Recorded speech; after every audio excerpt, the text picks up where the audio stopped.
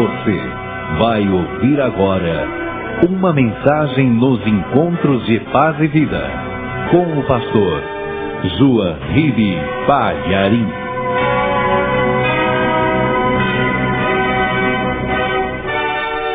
Muito bem. Pegue aí o Evangelho e abra na carta que o apóstolo Paulo escreveu para Tito, capítulo 3, a partir do versículo 4. A carta que Paulo escreveu para Tito, que era também um jovem, que era também um moço, como Timóteo, um moço que era muito útil ao ministério de Paulo, um moço que trabalhou com ele na ilha de Creta. O apóstolo Paulo escreve esta carta, esta pequena carta, e aqui tem uma passagem sublime. Pegue caneta e papel. Pegue caneta, se não tiver papel, você vai anotar sempre as margens da página da Bíblia. Aqui está escrito assim, vamos lá, eu vou ler, hein? A partir do versículo 4. Mas, quando apareceu a benignidade e caridade de Deus, nosso Salvador, para com os homens, não pelas obras de justiça que houvéssemos feito, mas, segundo a sua misericórdia, nos salvou pela lavagem da regeneração e da renovação do Espírito Santo, que abundantemente Ele derramou sobre nós por Jesus Cristo, nosso Salvador, para que, sendo justificados pela sua graça, sejamos feitos herdeiros segundo a esperança da vida eterna. Amém? Eu vou reler o versículo 7. Para que, sendo justificados pela sua graça, sejamos feitos herdeiros segundo a esperança da vida eterna. Agora eu leio pela terceira vez e toda a igreja repete para a palavra começar a produzir resultado. Vamos lá. Para que, bem alto, para que, sendo justificados pela sua graça, sejamos feitos herdeiros segundo a esperança da vida eterna. Amém? Você crê na palavra de Deus? Então desocupe as tuas mãos e vamos dar a melhor salva de palmas para esta palavra. Vamos aplaudir bastante, vamos aplaudir mesmo. Vamos aplaudir esse evangelho da graça. Vamos aplaudir mesmo esta salvação que recebemos pela graça. Vamos aplaudir mesmo essa justificação que recebemos através da redenção do sangue de Jesus, por essa restauração, renovação do Espírito Santo. Aplaude mais ainda e diga glória a Deus. Diga glória, glória, glória, glória. Senhor nosso Deus e nosso Pai, o teu evangelho, a tua palavra vai ser pregada agora.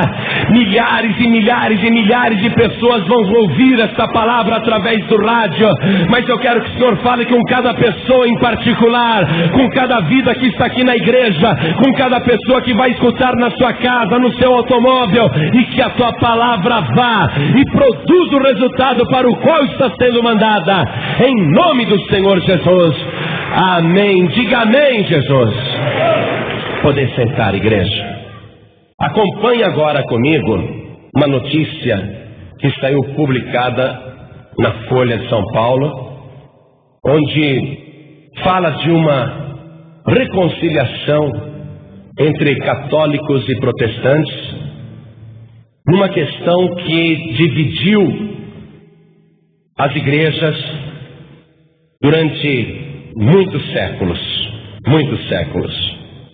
Numa reunião que eles fizeram, já estão se reunindo há muitos anos, também estudando esses assuntos, aqueles pontos divergentes entre a Igreja Católica e os protestantes entraram num acordo. E eu faço questão de ler para você, por exemplo, o que diz a notícia. Resumidamente, aqui fala que os protestantes acreditam nisso e os católicos acreditam nisso. Então vamos ver. Protestantes só aceitam 2 sacramentos, batismo e Eucaristia, ou Santa Ceia. Cultuam apenas a Santíssima Trindade, Pai, Filho e Espírito Santo. Não aceitam o celibato clerical como obrigatório. As igrejas são independentes entre si. Possuem igrejas que inclusive ordenam mulheres. Admitem o divórcio e os métodos anticoncepcionais não naturais e toleram até o aborto em determinadas circunstâncias. Isso os protestantes. Católicos. A notícia diz que aqui estão os dogmas, os sacramentos que eles acreditam. São 7 sacramentos. Batismo, inclusive batismo de nenezinhos, aliás, é o batismo que eles praticam, batismo de criança. Crisma ou confirmação, Eucaristia, confissão, unção dos enfermos, ordem e matrimônio. Além da Santíssima Trindade, eles cultuam os santos e a Virgem Maria. Com relação aos sacerdotes, é obrigatório o celibato clerical. Submetem-se à autoridade do Papa, a quem consideram infalível. Ordenam somente homens no sacerdócio, rejeitam o divórcio e os métodos anticoncepcionais não naturais e proíbem o aborto. Muito bem. Mas a questão principal não são esses pontos. A questão que mais dividiu e que sempre foi o que causou a diferença entre católicos e protestantes diz respeito à salvação. E a matéria é muito interessante, inclusive, que fala que esta longa separação parece que está entrando em acordo. Então, vamos ler alguns trechos que falam dessa divisão entre católicos e protestantes, que aconteceu principalmente no século XVI, quando o Martinho Lutero, que era um monge, ele se rebelou contra o Papa Leão X, porque o Leão X queria reformar a igreja do Vaticano, a Basílica de São Pedro, e ele bolou um jeito para conseguir dinheiro. Ele começou a vender perdão. Então, os ricos pagavam por perdões, inclusive com permissão antecipada até para pecar. Era só ter dinheiro, e o Papa Leão X vendia perdão. E vendia com um diploma. Os ricos colocavam em casa que eles estavam perdoados dos pecados e davam altas somas de dinheiro para o Vaticano, para esse Papa Leão X. E o Martinho Lutero, que era um monge agostiniano, ele se rebelou contra isso e pregou lá na igreja da Alemanha 95 teses que eram um protesto. Então, aqui, naquela época está dizendo que católicos defendiam que, para atingir a salvação, os fiéis deveriam praticar boas obras, ou melhor, entregar-se às ações solidárias e respeitar um sem número de ritos, orações repetitivas, donativos, peregrinações, jejum, adoração de relíquias, etc. A salvação dependeria do mérito de cada católico. Quem fizesse mais obras de caridade somaria mais pontos no céu. E a notícia, a matéria continua dizendo: tal doutrina acabou gerando uma série de abusos, como a venda de indulgências, venda de perdão. Em troca de recursos para a reconstrução da Basílica de São Pedro, em Roma, o Papa Leão X oferecia a remissão total ou parcial das penas que o doador do dinheiro iria sofrer, na terra ou no purgatório, por ter cometido pecados. As 95 teses de Lutero questionavam as vendas de perdão, lançando mão de palavreado firme e direto, o que as tornava bastante compreensíveis perante leigos. Lutero as afixou em 1517 diante da igreja do castelo de Wittenberg, Alemanha.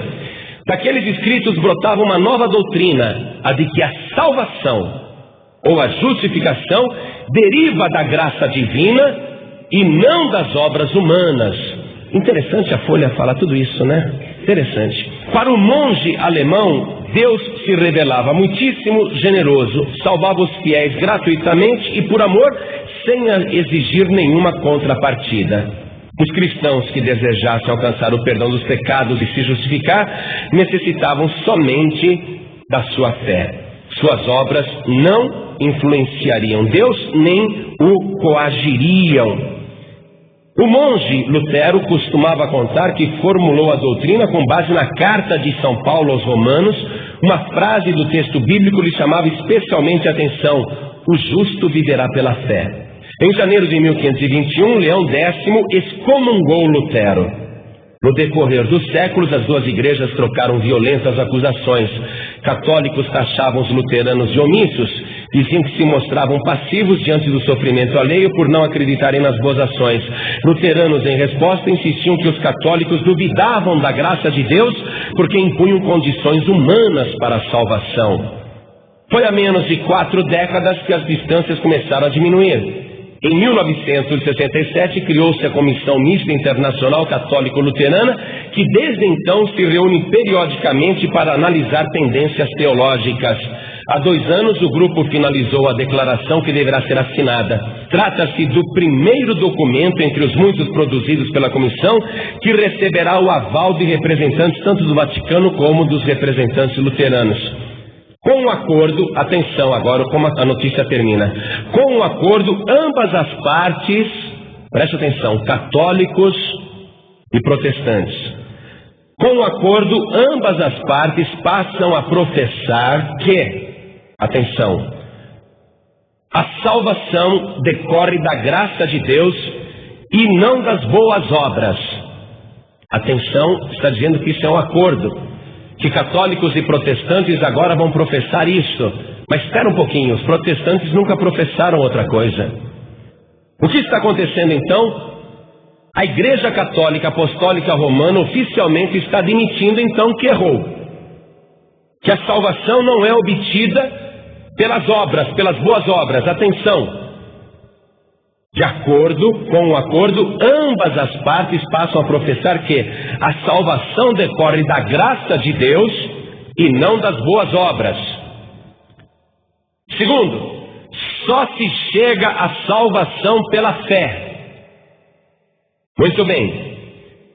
Terceiro, embora não levem à salvação, as boas obras são consequência natural da fé.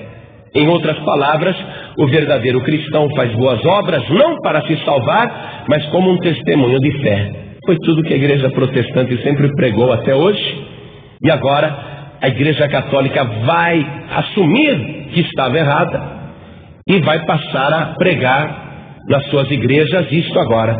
Porém, esta notícia que parece ótima, excelente, que parece muito boa, na verdade está encerrando ainda alguns problemas muito graves.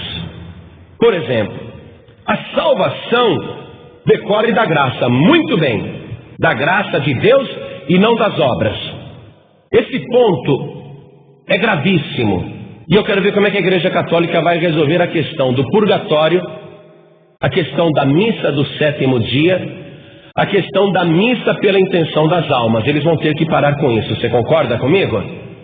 Porque a salvação decorre pela fé e não pelas obras. Eles não vão mais poder rezar missa em intenção da alma de ninguém.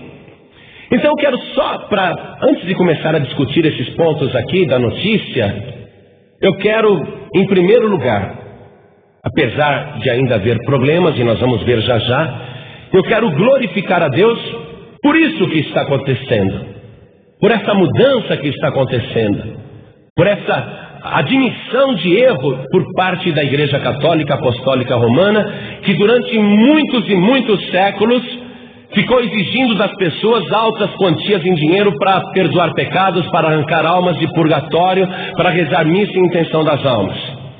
E durante muito tempo andou pregando que a pessoa, para ser salva, tinha que doar as propriedades para a Igreja Católica Apostólica Romana. Apesar de tudo isso, eu quero glorificar a Deus por essa mudança, porque é uma mudança fundamental. É apenas o começo de uma mudança. E nós podemos garantir para vocês, esta obra, quem está fazendo é o Espírito Santo de Deus e a palavra do Deus Todo-Poderoso. A partir do momento que o povo toma conhecimento da palavra, não se admite mais erro nem superstição. As coisas estão mudando. Você vê que os padres estão cantando as músicas dos pastores. Você vê que as missas estão deixando de ser missas para virarem cultos. Você vê que a Igreja Católica Apostólica Romana passa agora a admitir que a salvação não é pelas boas obras, e sim pela fé. Antes de continuarmos, vamos ver um histórico importante. Vamos ver uma coisa importante. Com caneta na mão. Pegue aí mesmo, anote na Bíblia. Eu quero te mostrar o seguinte, que quando Jesus mandou os apóstolos irem por todo o mundo e pregar o Evangelho a toda criatura, quando ele deu essa ordem logo após a sua ressurreição, Jesus prometeu que estaria conosco até a consumação dos séculos, amém? E a partir daí o Evangelho começou a ser pregado. Naquele início não havia Igreja Católica Apostólica Romana, preste atenção. Haviam pequenas comunidades. E esse foi o segredo do crescimento do Evangelho. Porque Jesus, ele declarou o seguinte, lá em Mateus 18:20. Onde estiverem 2 ou 3 reunidos em meu nome, aí estarei eu presente no meio deles. Amém? Então a igreja cristã primitiva não era católica apostólica romana, era simplesmente uma igreja cristã. Não existia igreja católica. E assim foi durante praticamente 300 anos, ou mais um pouquinho ainda. Durante 300 anos. Não havia, nos primeiros 350 anos, não havia essa denominação de Igreja Católica Apostólica Romana. Havia tão somente igreja cristã. Somente a igreja cristã, pequenas comunidades cristãs, bastavam 2 ou 3 pessoas para se ter uma comunidade cristã. Não havia igreja católica. Todos aqueles que sucederam os apóstolos, que sucederam Pedro, Tiago, João, Mateus, todos esses que sucederam Paulo, enfim, inclusive Tito e outros mais, que continuaram a obra de pregação do Evangelho, eles nunca foram denominados católicos. Não existia igreja católica, havia igreja cristã. E muitos deles que viveram naquela época, seus nomes são conhecidos. Podemos citar, por exemplo, aqui, no primeiro século, houve um pregador chamado Cleto, que viveu no ano 69 da era cristã. Houve um outro pregador chamado Clemente, que viveu no ano 95 da era cristã, no primeiro século. Houve um outro chamado Justino, que viveu no ano 100. Viveu também um outro chamado Higino, que pregava no ano 139. E também um outro chamado Policarpo, que viveu no ano 155. Esses pregadores nunca falaram, eu sou católico. A igreja é católica. A igreja era cristã. E muitos outros ainda, como por exemplo, Inácio, que séculos depois seria canonizado e as pessoas o tratam de Santo Inácio. Ele viveu no ano 110. Inácio nunca foi católico. Um outro chamado Irineu, que foi consagrado depois, canonizado como Santo Irineu, viveu no ano 180 da era cristã, nunca foi católico. Vicente, que depois seria chamado de São Vicente, foi canonizado, viveu no ano 310 da nossa era e nunca foi católico. Houve um chamado Silvestre, que mais tarde foi canonizado para São Silvestre, e ele nunca foi católico. Todas essas pessoas que viveram nos primeiros 300 anos, e olha que 300 anos é chão, é muito chão. Durante 300 anos não houve a denominação Igreja Católica Apostólica Romana. Mas quando chegou ali no ano 304, muitos bispos começaram a se reunir e começaram a desviar do Evangelho, começaram a mudar o Evangelho. Agora eu quero que você vá anotando essas datas, o que foi acontecendo nessas datas, para você ver como houve o desvio. Porque as pessoas pensam que a Igreja Católica Apostólica Romana estava lá desde o tempo de Jesus. Isso é mentira.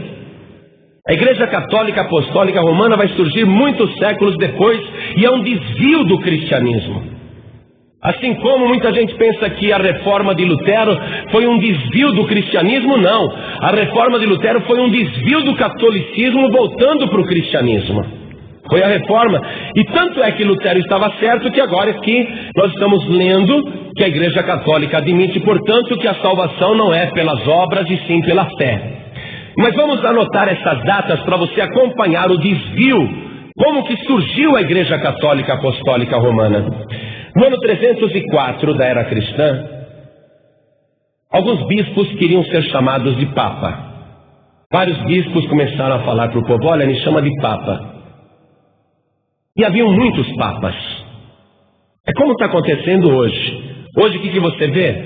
Os homens de Deus não se contentam em serem chamados de evangelistas, pastores, missionários.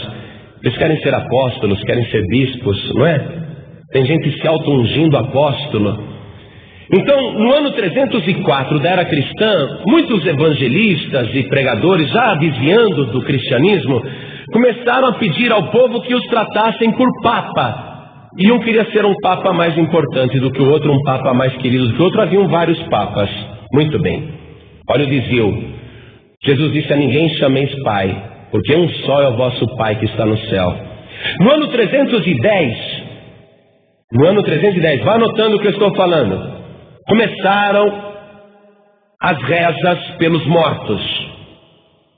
Não existe oração pelos mortos na Bíblia Sagrada. Mas no ano 310 desta era, esses papas inventaram as rezas pelos mortos.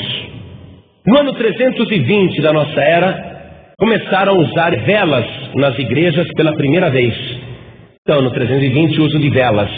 Porque até o ano 320, nenhuma igreja cristã acendia vela. É lógico. Para que uma igreja cristã vai acender vela se nós temos a luz do mundo, que é Jesus Cristo? É ou não é? Começaram a acender velas porque já estavam entrando na escuridão. Continuando as anotações aí. No ano 325, um imperador romano chamado Constantino, ele se converteu. Ele construiu num bairro nobre de Roma uma igreja chamada Igreja do Salvador. E ele começou ali realmente a prestigiar o cristianismo. Foi o primeiro imperador romano a se converter ao cristianismo, mas ele, na verdade, ao construir a Igreja do Salvador em Roma, num bairro nobre chamado Vaticanos, ele despertou a cobiça daqueles bispos que queriam ser papa. Então eles começaram a construir palácios em volta da Igreja do Salvador, e foi assim que surgiu o Vaticano, com vários papas em volta da Igreja do Salvador. Continuando a leitura. No ano 381, anote isso, no ano 381, esses papas, eles dão o nome de Igreja Católica. Foi o imperador romano chamado Teodósio que fez ali uma convocação, e no ano 381 da era cristã surgiu pela primeira vez a denominação de Igreja Católica. Mas você está vendo que é uma igreja diferente da igreja cristã, porque já está fazendo coisas que não combinam mais com o cristianismo, já está se desviando. Então a Igreja Católica só surgiu praticamente 400 anos depois. Ficar defendendo a Igreja Católica como se fosse a igreja original, isso é uma mentira, isso é uma inverdade, o povo acredita nisso.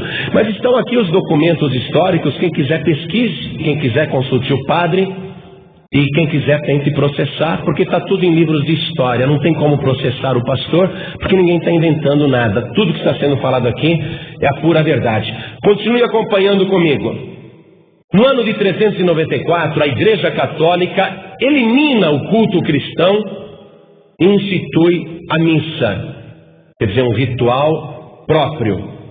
Não mais um culto do Espírito de Deus, não mais uma reunião onde o Espírito de Deus tinha liberdade.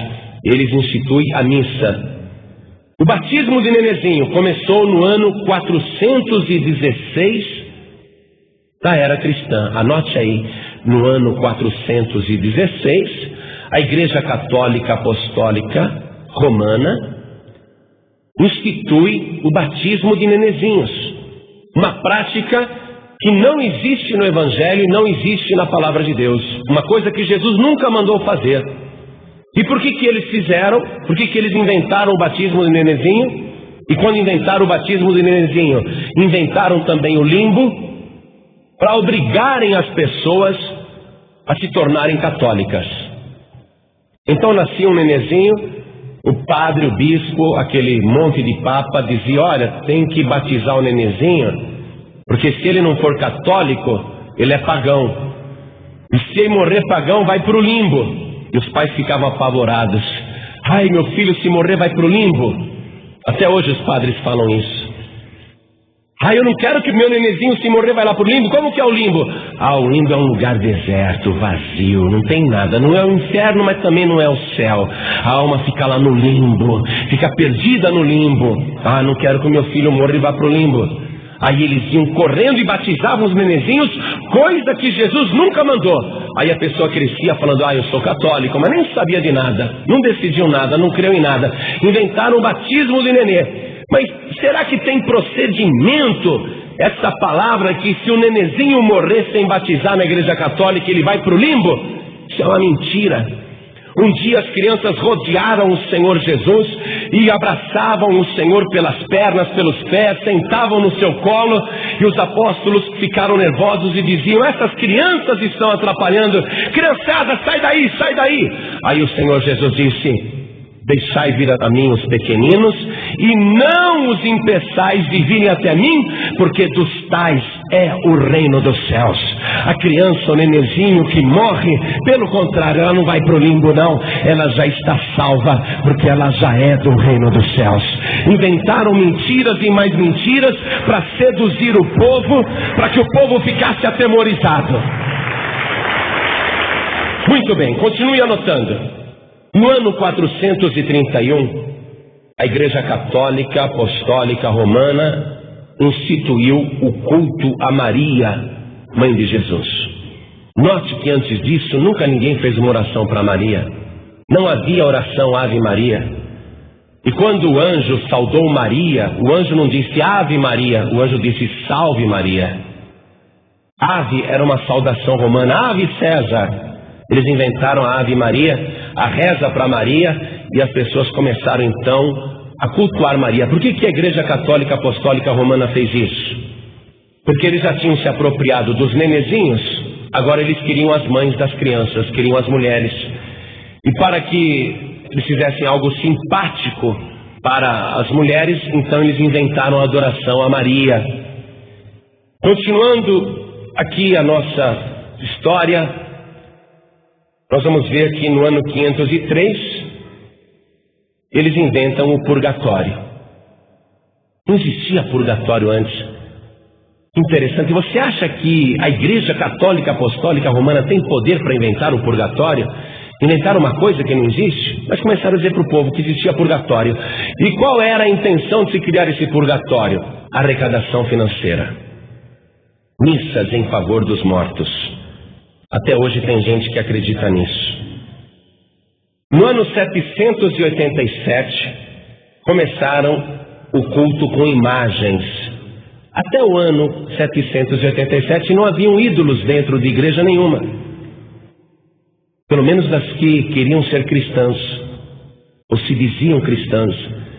Porque Deus fala claramente na sua palavra: não faça imagem alguma de escultura semelhante ao que existe em cima nos céus, ou na terra, ou debaixo da terra. Não te inclines diante dela, não as adores, porque eu sou o Senhor vosso Deus. Mas aqui eles criaram então imagens de santos, imagem de Maria. E por que eles fizeram isso? Para concorrer com os templos pagãos. Porque os pagãos, especialmente os gregos, tinham várias imagens e diziam que aquilo era um deus do Olimpo, era um deus. Então, para concorrer com a igreja romana, eles criaram a adoração de imagens e colocaram santos, imagens, dentro das igrejas.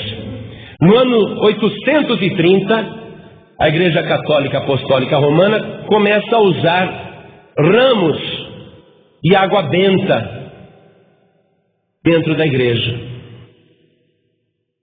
Você vai percebendo que conforme o tempo foi passando, a Igreja Católica foi se afastando cada vez mais do cristianismo. Como é que eles vão resolver tudo isso aqui? Eles começaram já admitindo que a salvação decorre da graça de Deus e não das obras. Mas com relação a todas essas coisas, como é que fica? Isso é para você não pensar, então eu vou para a Igreja Católica. Olha aqui, ó. eles têm que limpar tudo isso ainda. São séculos e séculos de erros que eles têm que corrigir. A Igreja Católica Apostólica Romana, para voltar ao cristianismo, tem que tirar todos os santos de dentro, tem que acabar com esse negócio de culto a Maria, tem que acabar com esse negócio de culto a santos, tem que acabar com o batismo de criança, tem que falar que o purgatório não existe, tem que falar que não existe limbo. Como é que ficam essas outras coisas? Então não vai apressadamente achando que a Igreja Católica está voltando para o caminho. Há muita coisa ainda para se fazer. Continue acompanhando. Aqui no ano 933, eles começaram a inventar santos.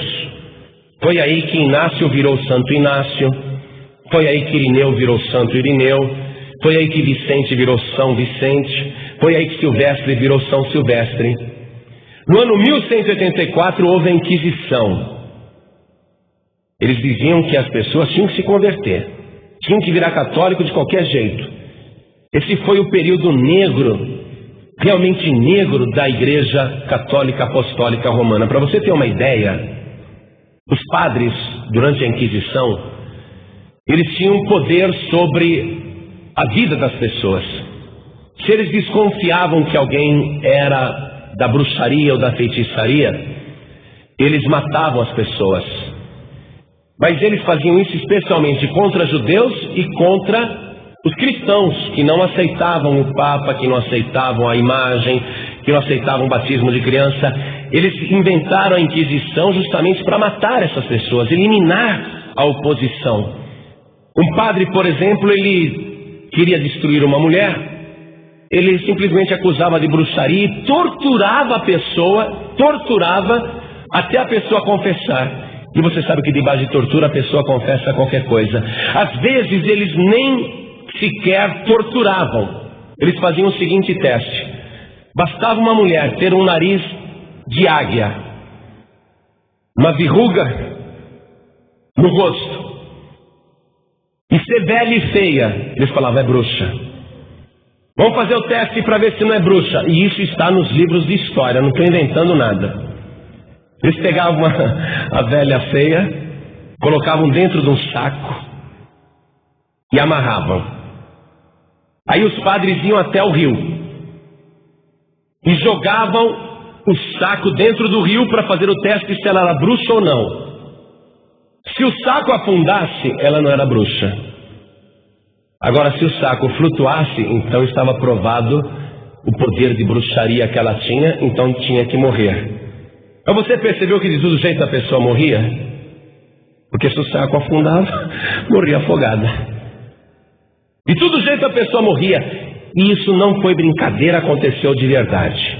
Cuidado quando você fala: Santa Igreja Católica. Veja bem, tome cuidado quando você fala isso. Eu sou católico, eu sou da Santa Igreja Católica. Tome cuidado. A Igreja Católica cometeu crimes bárbaros, inclusive aqui no Brasil.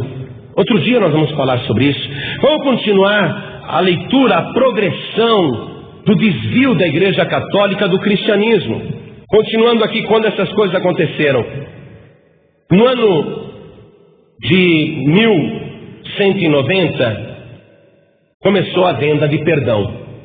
Em troca de dinheiro, vendia-se diplomas de perdão, e foi contra essas coisas que duraram 400 anos que Lutero se rebelou. Porque durante cerca de 400 anos a Igreja Católica ficou vendendo salvação para quem podia pagar.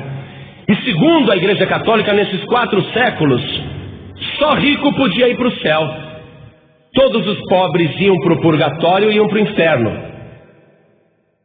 Todos os pobres não tinham direito à salvação, porque a salvação que a Igreja Católica oferecia só podia ser comprada pelo dinheiro. E os protestantes, os cristãos, nunca aceitaram isso, nunca. Por quê? Porque a nossa salvação não é comprada nem por ouro, nem por prata, nem por vil metal, mas pelo precioso sangue de Jesus Cristo, que foi vertido na cruz do Calvário. A nossa salvação não é por causa do dinheiro, mas é por causa do sangue de Jesus. Continuando, em 1200, eles tiraram a ceia e passaram a fazer a hóstia. e proibiram inclusive o povo de participar do vinho. A pessoa participava só da hóstia, totalmente fora, porque Jesus disse: quem não comer a minha carne e não beber o meu sangue não tem parte comigo. Na noite em que Jesus traído, ele pegou o pão, partiu e disse: tomai e comei, isto é meu corpo que é partido por vós. Depois ele pegou o cálice com vinho e disse: tomai e bebei, este cálice é o novo testamento no meu sangue, que é dado por remissão de vós. Então não é possível participar do corpo de Cristo sem o vinho. E aqui a Igreja Católica passou a dar somente hóstias. Muito bem. No ano de 1476, o Papa Sisto IV, ele realmente colocou no papel que o purgatório existia. No ano de 1546, eles introduziram livros apócrifos na Bíblia. Todo mundo sabe que a Bíblia Católica tem mais livros do que a Bíblia Protestante. No ano de 1846, só para você ter uma ideia, o Papa Pio IX disse que a leitura da Bíblia é uma peste. Atenção que eu vou repetir e eu vou dar o nome dele e vou dar a data. Esse Papa, ele foi Papa entre 1846 e 1874. Chamava-se Pio IX. E ele disse, isso está nos livros, não dá para ser apagado, ele disse que a leitura da Bíblia é uma peste. E em 1864 ele voltou a reafirmar isso. A leitura da Bíblia é uma peste. Muito bem, a leitura da Bíblia é uma peste para esse Papa Pio IX, mas para nós é o poder de Deus para a salvação da nossa alma. É a palavra do Deus Todo-Poderoso, não é peste, coisa nenhuma. Você acha que esse Papa Pio IX está onde? Deve estar no inferno, não no purgatório. No ano de 1854, eu quero que você anote isso aí, mas com letra bem grande agora. A Igreja Católica Apostólica Romana criou o dogma da Imaculada Conceição. Quer dizer, a Maria, ela continua virgem até hoje. Mesmo depois de ter tido 5 filhos homens e várias filhas mulheres, ela continua virgem até hoje. No ano de 1870, o Papa pôs uma coroa na cabeça e falou: eu sou infalível. Coitado, olha o que tem de falha. Ele está tão no erro que ele falou: o que eu falo é infalível, respeitem o que eu falo. Naquela época também, quem é que lia a Bíblia? 1870, quem que lia a Bíblia? O Papa falou: eu sou infalível. E falou: agora só tem um Papa, e eu sou infalível. No ano de 1950, o Papa Pio XII, no ano de 1950, ele declarou num documento por escrito, segundo a sua infalibilidade papal, ele declarou que Maria subiu ao céu. Isso só foi inventado pela igreja no ano de 1950. Preste atenção, porque isso é muito recente. No ano de 1950, eles inventaram que a Maria subiu ao céu e que a Maria está lá intercedendo por nós, agora e na hora da nossa morte. Que a Maria tem que ser cultuada porque ela subiu, está lá intermediando, rogando por nós. Isso só foi declarado em 1950, muito perto de todos nós. Eles colocaram a Maria realmente como intermediária, dizendo: olha, para chegar a Jesus tem que ser pela Maria. Isso foi oficializado. O católico, meu irmão católico, tomara que você ouça isso pelo rádio. O católico está com a vida complicada demais. O católico, para ser salvo, ele tem que passar pelo padre. Depois ele tem que passar pelo bispo. Depois ele tem que passar pelo cardeal. Depois ele tem que passar pelo papa. Depois ele tem que passar pelos santos, por Pedro, por Tadeu, por Expedito, por Silvestre. Tem que passar por tantos santos. Aí depois que ele passa por tantos santos, ele chega lá na Maria. Ou melhor, acho que antes da Maria, ele tem que chegar para São Pedro e falar: São Pedro, abre a porta aí para mim. O senhor está com a chave. Aí São Pedro fala, não, vai para o purgatório, miserável. Coitado do católico, mas graças a Deus que para nós o caminho para a salvação é muito curto, muito fácil, muito perto. É só receber Jesus Cristo como único Salvador. Quem crer em Jesus será salvo. Eu sou o caminho, a verdade, a vida, e ninguém vem ao Pai a não ser por mim. Eu quero ler só para a gente ir concluindo esta mensagem aqui. E eu só estou entrando nessa mensagem por causa da notícia da Folha de São Paulo, que eu achei sensacional. Mais de 500 mil exemplares pregando a salvação. Agora, como é que fica esse monte de católico que foi para o purgatório, que ficou pagando missa de 7º dia, que ficou batizando o nenê, que ficou no limbo? Como é que fica esse monte de católico que foi para o inferno, que ficou acreditando em santos e etc e tal? Porque agora eles vão ter que esclarecer o restante das questões. Eu só estou entrando nesse assunto por causa dessa matéria que conclui dizendo assim: então, ambas as partes passam a professar que a igreja protestante nunca professou nada diferente. Preste atenção, quem está voltando, começando a voltar, porque não voltou ainda, tem muita coisa para corrigir, é a igreja católica. E eu estou falando de uma notícia da Folha de São Paulo. Muito bem. Quer saber a data para você poder ler a hora que você quiser? 19 de setembro de 1999. Para ler aqui, ó. Excomungaram Lutero. Esse é um herege. Esses protestantes são herege. Eles não acreditam em Maria. Queima na fogueira. Durante a Inquisição queimaram milhares e milhares de evangélicos, de cristãos na fogueira. Mataram muita gente. Agora estão vindo aqui e admitindo. E como é que fica o restante das coisas? Vamos lá.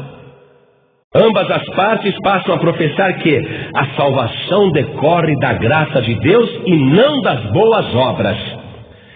Só se chega à salvação pela fé. Falta eles dizerem fé em quem? Fé em Pedro? Fé em Maria? Fé no Papa? Falta eles dizerem que chega a salvação pela fé em quem? Porque só existe um jeito de uma pessoa chegar à salvação pela fé. Não adianta ter fé em qualquer santo, nem em qualquer apóstolo, nem em Maria, nem em ninguém. A palavra que Jesus proferiu é muito clara. Vamos ver comigo lá em São João, no capítulo 17, quando Jesus estava para ser preso, e ele faz uma oração pelos discípulos, ele faz uma oração ao Pai. No capítulo 17 de João, é uma bela oração do Senhor Jesus, mas eu só quero ler o início. Está escrito assim, olha... Jesus levantou os olhos dos céus e disse: Pai, é chegada a hora, glorifica teu filho, para que também o teu filho te glorifique a ti, assim como lhe deste poder sobre toda a carne, para que dê a vida eterna a todos quantos lhe deste. E a vida eterna é esta. Circule bem grande aí, circule São João capítulo 17 versículo 3, Jesus orando ao Pai dizendo: e a vida eterna é esta, que conheçam a ti só, por único Deus verdadeiro, e a Jesus Cristo, a quem enviaste.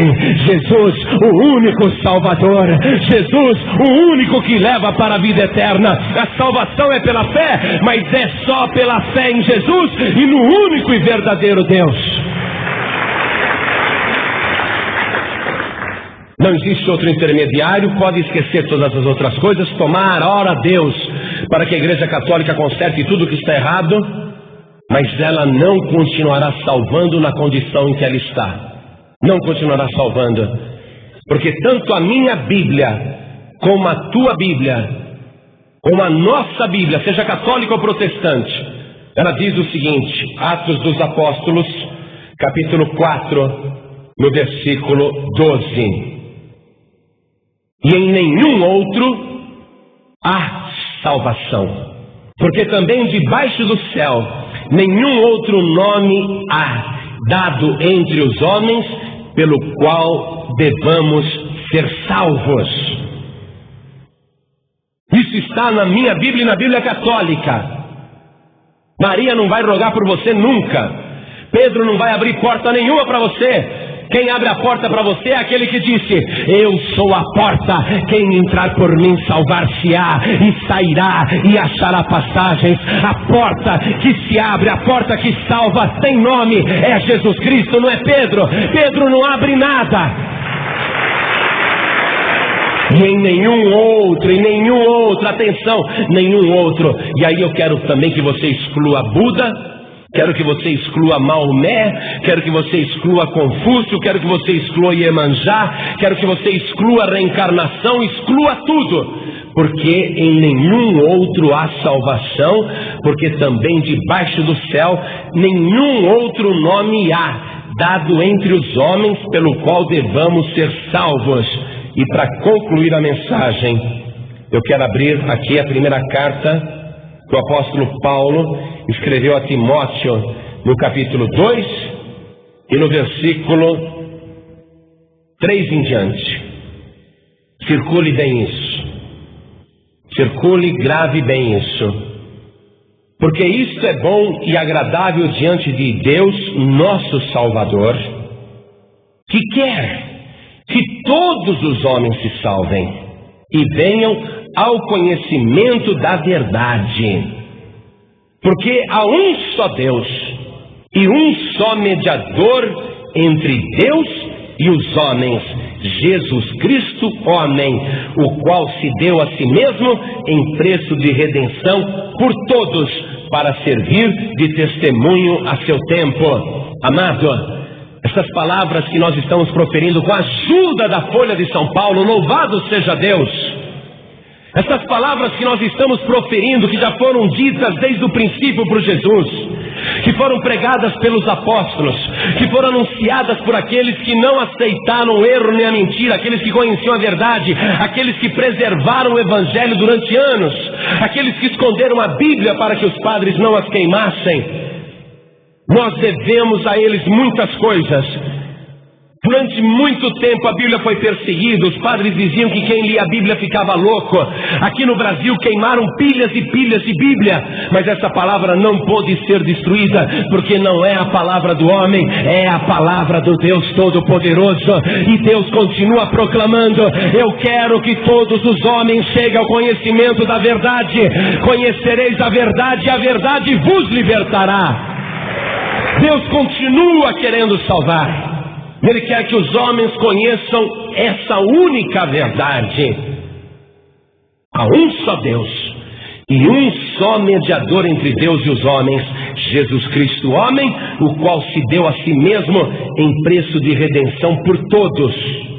Foi o único que se deu em preço de redenção. Esquece os outros. Não tem outro Salvador. Que bênção, que bênção.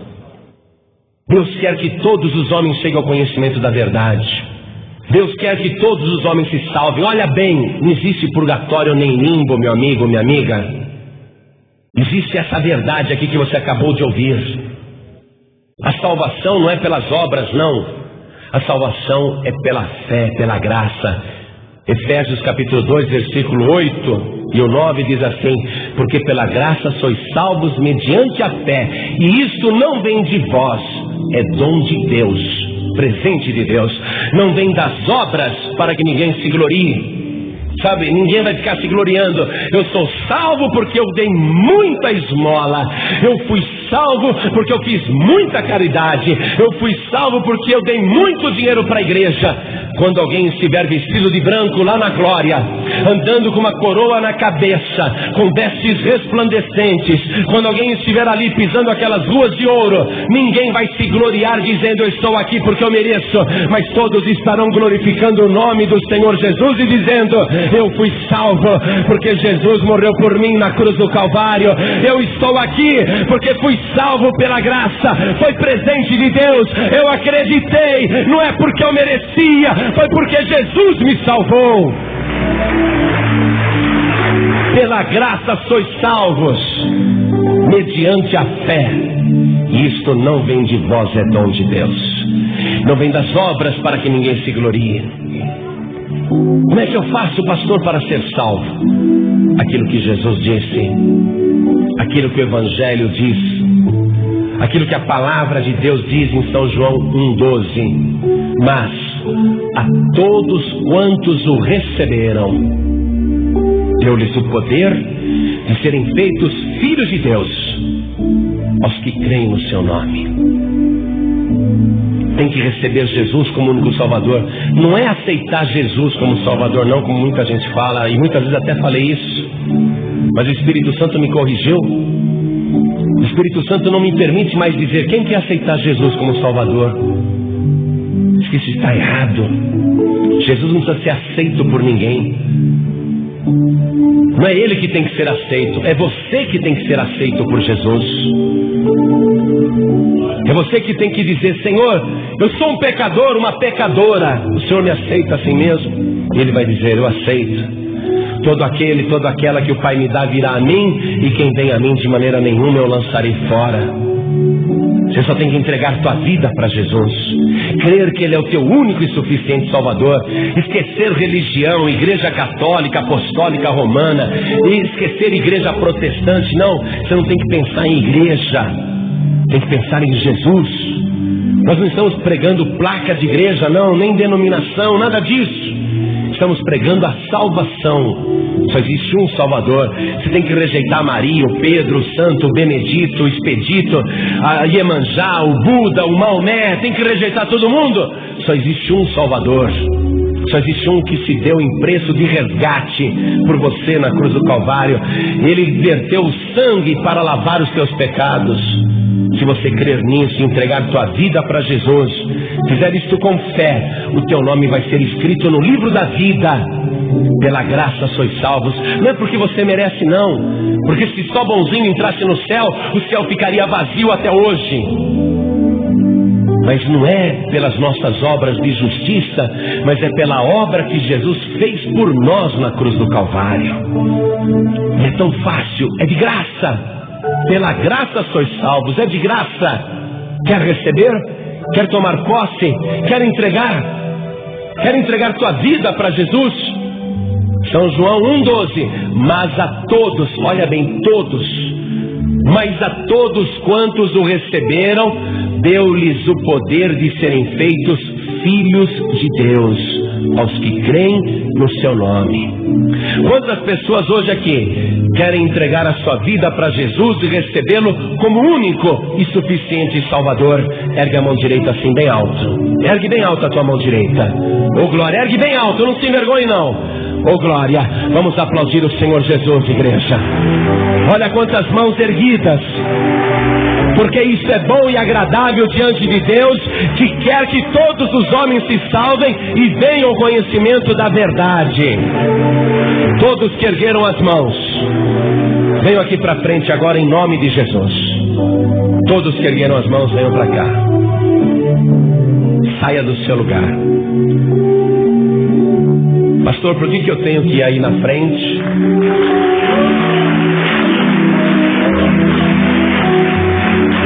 Porque Jesus disse: quem me confessar diante dos homens, também eu o confessarei diante do meu Pai que está nos céus. Você tem que vir aqui na frente, diante dos homens, confessar isso, que Jesus é o teu único Salvador. É um testemunho público da tua fé. E tem mais almas chegando. Como é bom chegar ao conhecimento da verdade. Como é bom receber o Salvador, receber a salvação. O Espírito Santo de Deus também está chamando por você, que já conhece a palavra e já sabe que não há outro caminho, já sabe que não há outro Salvador. Você, quem sabe, até já se batizou nas águas, mas ultimamente tem andado fora da presença de Deus. Ou tem andado na presença de Deus e na presença também do mundo, na presença também das trevas. Tem andado em lugares de escuridão, lugares tenebrosos. O Espírito Santo também está falando com você, dizendo: conserta a tua vida, porque os tempos estão se acabando. E a qualquer momento o Rei da Glória vai voltar. para buscar a sua igreja. E você não pode ficar desse jeito. Não pode continuar assim. O Espírito Santo está dizendo para você que está afastado, afastada da casa do Pai, afastado, afastada do caminho. Você que está fora do caminho, ou às vezes está dentro da igreja, mas está fora do caminho. O Espírito Santo está dizendo para você: conserta a tua vida, se humilha na minha presença, se conserta diante do meu altar. O Espírito Santo está dizendo para você agora, sair do seu lugar e vir aqui na frente, para Ele restaurar a tua vida e te transformar pelo sangue de Jesus. O Espírito Santo está te chamando: venha, porque Ele não quer que você se perca.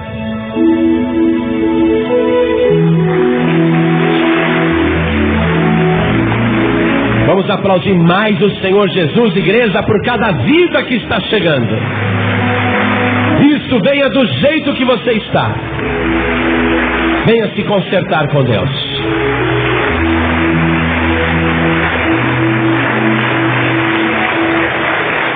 Vamos dobrar o nosso joelho aqui na frente. Coloque a mão direita sobre o teu coração. Pode sim. Pode sim, tá? Tá bom? Como é seu nome? Daniel. Você queria saber se pode aceitar Jesus, Daniel? Lógico que pode.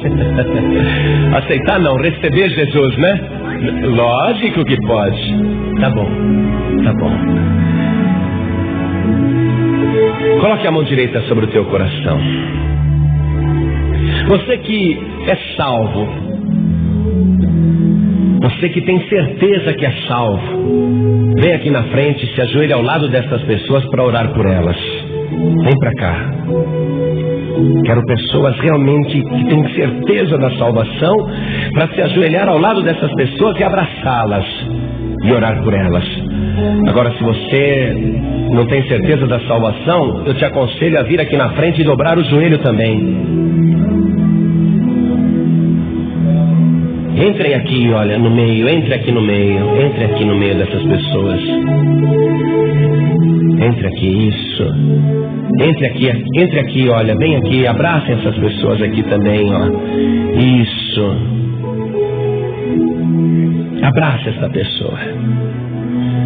Você que está entregando a tua vida para Jesus, recebendo Jesus como teu único Salvador, com a mão direita sobre o teu coração, ore assim comigo: meu Deus e meu Pai, meu Deus Todo-Poderoso, perdoa agora os meus pecados e me abençoe, Senhor, nessa jornada, me guardando, para que eu não me desvie nem para a direita, nem para a esquerda, mas que eu sempre vá em frente, seguindo o alvo, que é o Senhor Jesus. Meu Pai querido, perdoa as minhas iniquidades, os meus pecados, as minhas maldades, porque neste momento eu declaro que renuncio a qualquer outro intermediário ou salvador. Eu declaro que recebo o Senhor Jesus como único, suficiente Salvador da minha vida. Pai amado, escreve o meu nome no livro da vida, confirma a minha salvação e me resgata pelo sangue de Jesus. Assim seja. Continue em espírito agora. Toda a igreja estenda as mãos na direção dessas pessoas. Senhor, nosso Deus e nosso Pai, a salvação é um presente, não é algo que a gente merece, é um dom que o Senhor oferece a cada homem, a cada mulher. É um presente que o Senhor dá para quem quer. E estas pessoas quiseram, e sabem que há somente um dom, somente um único Salvador, e estão entregando as suas vidas agora nas mãos deste único Salvador. Até este menino de 13 anos veio à frente dizendo: eu posso. Sim, porque todos querem a salvação que o Senhor está oferecendo. Então salva cada uma destas vidas agora pelo sangue de Jesus, não por causa das nossas obras de justiça ou por nosso merecimento, mas pelo sacrifício do teu Filho na cruz do Calvário. E aqueles que estavam afastados, afastadas, desviados, desviadas, reconcilia agora contigo, Senhor. Apaga também as suas transgressões pelo sangue de Jesus. Conserta cada vida agora e faz a tua obra, Deus, em nome de Jesus. Assim seja. Amém, Senhor. Amém, Jesus. Você acabou de ouvir uma mensagem nos Encontros de Paz e Vida com o pastor João Ribe Palharim. Participe você também dos Encontros de Paz e Vida, às 8 horas da manhã, às 3 horas da tarde e às 7 horas da noite. Comunidade Cristã Paz e Vida, lugar de gente feliz.